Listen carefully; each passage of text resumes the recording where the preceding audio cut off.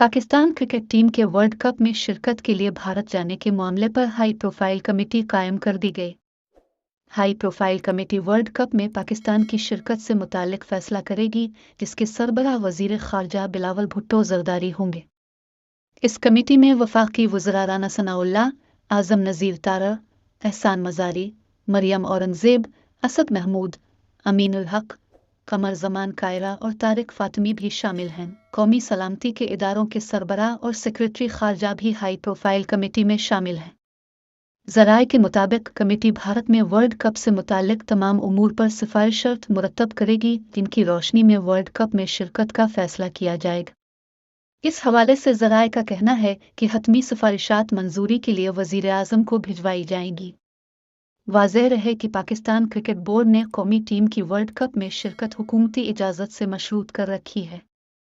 याद रहे कि वर्ल्ड कप में पाकिस्तान और भारत के दरमियान मैच 15 अक्टूबर को अहमदाबाद में शेड्यूल है।